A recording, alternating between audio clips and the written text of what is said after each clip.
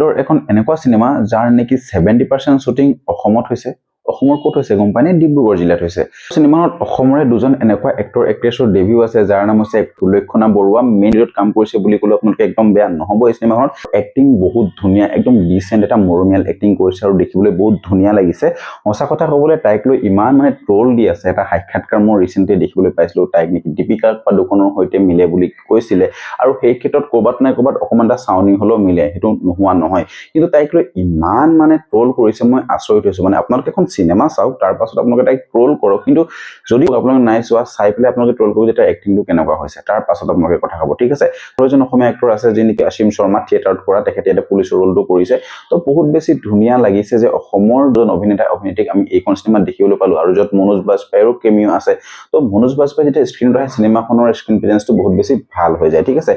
ও মাই dog নামেৰে এখন cinema আহিছে যিনিকি 2 ঘণ্টা 30 মিনিটৰ সিনেমা হয় ডাইৰেক্ট কৰিছে এটা অমিত ৰয় ও মাই গড টু সিনেমা আমাক ডাইৰেক্ট কৰি দিছে আৰু ও মাই গড আমি জানো যে কেনেকুৱা এটা বোল্ড কন্টেন্টক ৰাখি প্লাই একো মানে অস্থিৰভাৱে একো নেদেখা এটা মেচিউৰ টাইপকে আন্ডাৰষ্টেণ্ডিং ৰাখি প্লাই আমাক টপিকখিনি বুজালে যাৰ কাৰণে আমি বহুত বস্তু বুজি পালো বা সিনেমাখন বহুত বেছি হাই ৰেটিং হল এটা স্পেচ লৈ প্লাই থাকিলে একদম মানুহৰ হৃদয়ত ঠিক আছে তো সেইজন ডাইৰেক্টৰে এখন সিনেমা আহিলে যাৰ নাম হৈছে ও মাই ডগ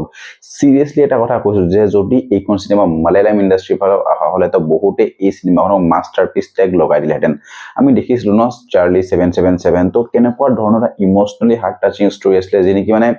কান্দি দিছে বহুতে চাই পেলাই সিৰিয়াসলি কৈছো যিসকল ডগ লভাৰ এটা কথা প্ৰথমতে কৈছো যে মই কিন্তু ডগ লভাৰ নহয় দেই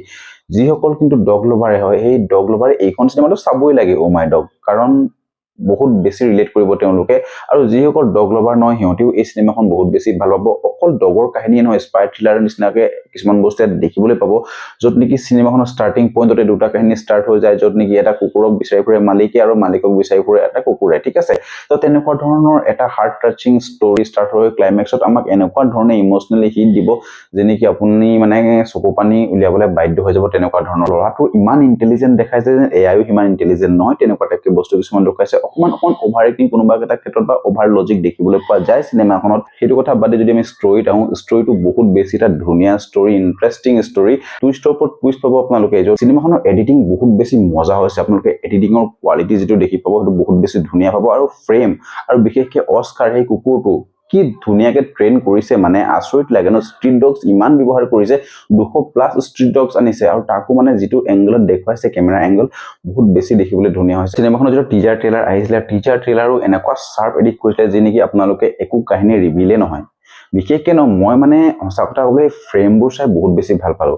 আৰু এটা কথা কৈ দিছো মই এখন সিনেমা থিয়েটাৰত নাই চোৱা কাৰণ মই এটা ৰিলিজে দিয়া নাই ওপৰত আছে আপোনালোকে নিশ্চয় গম পাইছে আপোনালোকে তাৰ পৰা চাব পাৰে ভাল প্ৰিন্টত যদি চাব পৰা হলে তেতিয়াহলে ফিলিংছটো আৰু অলপ বেটাৰ হ'ল কিন্তু যদি এখন সিনেমা নাই চোৱা সঁচা কথা কৈছো আপোনালোকে ও মাই ডগ চাওক সিৰিয়াসলি কৈছো আপোনালোকে সেই ইমোশনাল সেন্টিমেন্টটো টাচ হৈ যাব কুকুৰৰ লগত প্ৰেম নাথাকিলেও আপোনালোকে প্ৰেম অনুভৱটো আহি যাব ইয়াতে গম পায় নে চাৰ্লি 777 যেটো কাম কৰিছে এখন বহুত বেছি মাষ্টাৰপিস সিনেমা হয় এখন লগত কম্পেয়াৰ কৰিব নোৱাৰি কিন্তু তথাপিও বলিউডৰ ফালৰ পৰা